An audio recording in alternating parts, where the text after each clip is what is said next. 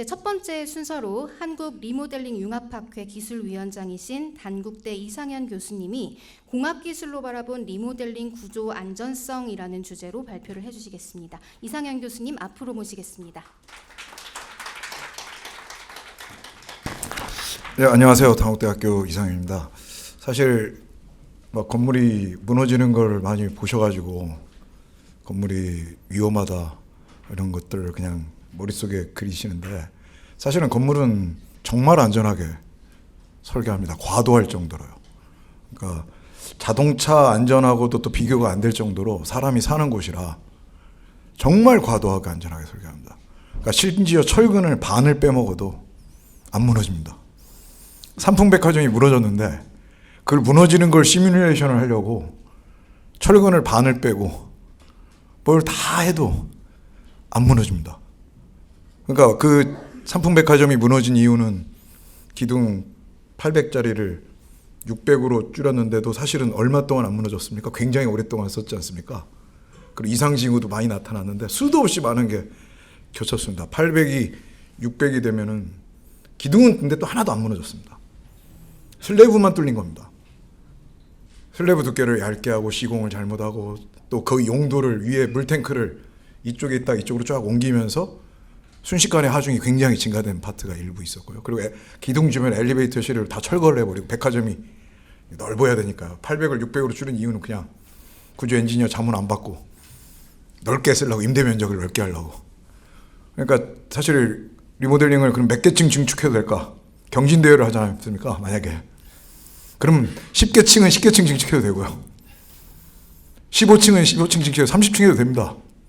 지금 1계층 증축 가지고 이렇게 하는 게 저희 공학인들로서는 약간 모욕적입니다.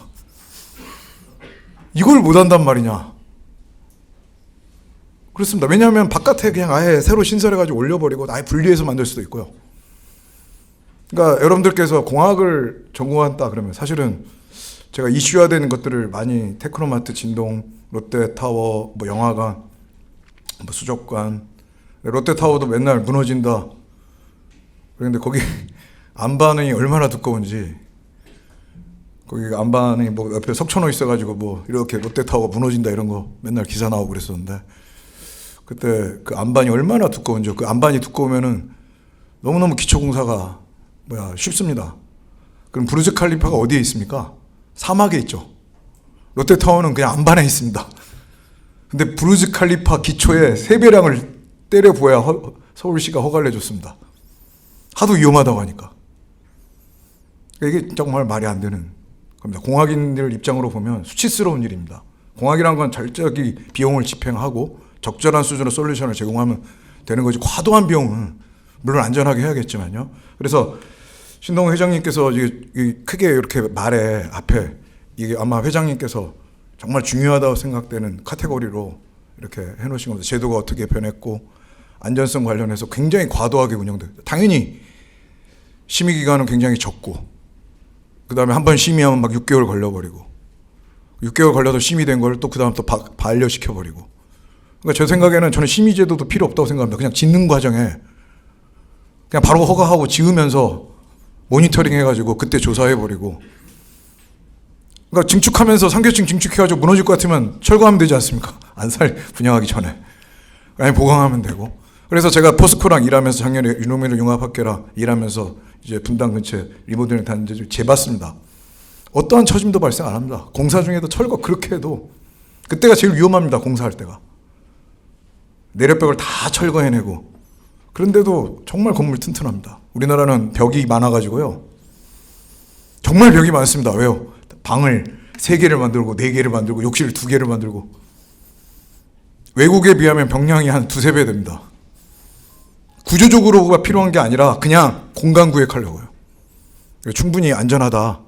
그리고 제도 변화는 예전에 신동호 회장님하고 리모델링 연구단이라는 걸 했습니다. 그 결과로 3계층 증축은 그때 그 결과로 허가가 됐는데, 이거는 그냥 누가 해도 안전하다 하는 수준이었습니다. 3계층 증축 정도는 그리고 저희가 설계를 할 때 어떻게 설계를 하냐면요. 1.4D라는 건 뭐냐면 자기 자중의 1.4배를 견디도록 설계합니다. 그 이유는요. 공사하다 보면 어디다 시멘트량을 더 해가지고 실제 자기 자중, 자기 건물 자체 무게입니다. 그거보다 좀 무거워질 수 있으니까 1.4D로 설계해라.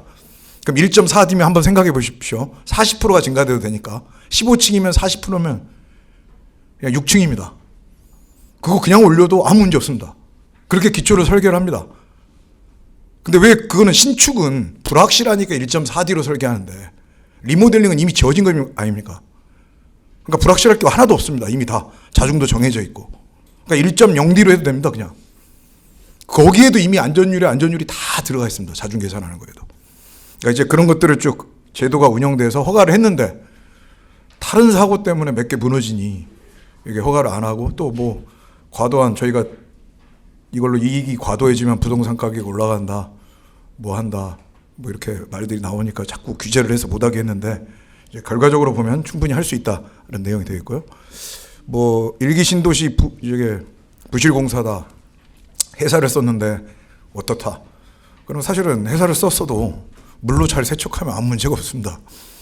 잘 세척했고요. 아무 문제 없이 잘 쓰고 있습니다. 근데 이제 저게 이슈화 될 때마다 그래서 그때 저희 당국대학교 선배 교수님이신 정남 교수님께서 전수조사를 했는데 아무 문제 없었습니다.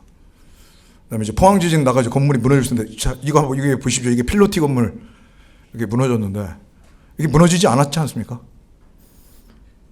저기 서 있지 않습니까? 기둥 저렇게 부서져도. 저거에 초점 맞춘 사람은 아무도 없습니다. 포항에 실제적으로 굉장히 센 지진이 순식간에 확 와버렸습니다. 근데 저래도 어떻게 맞무너지냐면 코어라고 엘리베이터실이 있는데 거기가 다 하중 가가지고 그걸로 충분히 지지하고 있는 겁니다. 근데 저게 저렇게 됐어도 기둥이 전단 파괴됐어도 그냥 저거 기둥 다시 세우고 보강해야 지금까지 또 잘 쓰고 있습니다. 건물은 저렇게 안 무너지면 얼마든지 지진 같은 거 날 때는 수 보수해서 외국도 쓰게 하고 있습니다. 왜냐하면 지진 하중 워낙 과도한 하중이니까. 그리고 저런 것도 진앙지 근처에서 굉장히 흔들렸던 그 건물 몇 개만 이제 좀 무너졌고 우리나라가 기준에서 정한 것보다 조금 더 수직 가속도로는 좀 센 게 왔습니다.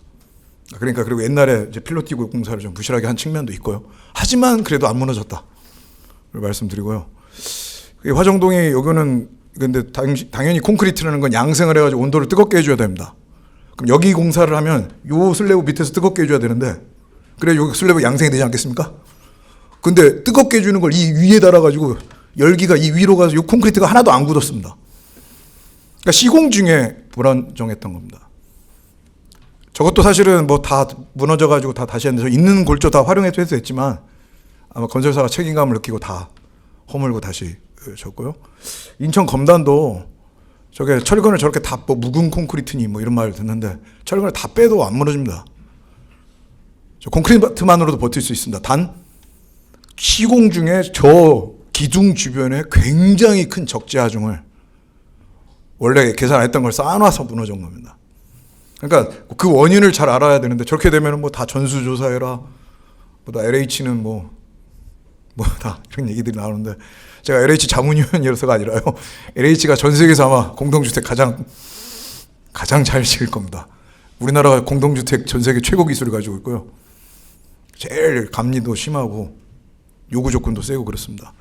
저희가 제도가 도입돼 가지고 수직 증축과 세대수 증가를 굉장히 많이 허용한 건 당연히 경제적 논리 이유도 있고 안전성 것도 다 검토해서 허용해 왔다는 걸 보이고 있습니다. 그래서 특히 13년도에 굉장히 허용을 해놓고 또다시 누군가가 상계층 증축 위험한 거 아니야? 안전성 검토해라. 그러면은 마치 그게 굉장히 국민 안전을 하는 것처럼 또 검토해라 던다는데 제가 많이 말씀드리는데 현재 리모델링 안 되고 재건축 안 되고 있는 아파트 현재가 제일 위험합니다. 리모델링이든 재건축이든 둘 중에 하나 허용해야 됩니다. 빨리. 충분히 더 안전하고 설비도 좋게 만들 수 있습니다. 그리고 환경도 개선하고 그리고 뭐 D등급이면 허용 안 하고 수직 증축. D등급이야말로 빨리 리모델링 허용해서 안전하게 만들어야 됩니다. 2등급도 안전하게 만들 수 있습니다. 콘크리트 다. 근데 우리는 A, B등급을 꼭 수직 증축을 허용하고 이것도 참 웃긴 얘기입니다. 공학적인 측면으로 보면 D등급을 리모델링 해야 되지 않겠습니까?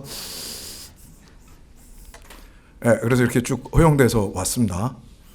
그래서 뭐 수직 증축도 가능하고 당연히 1층을 열린 공간으로 만들고 그걸 필로티라고 합니다. 근데 구조적으로는 필로티라는 건 뭐냐면 1층이 되게 약하고 기둥만 있고 2층부터 벽으로 꽉 쌓여졌다 1층만 기둥인 걸 필로티라고 합니다. 구조죠.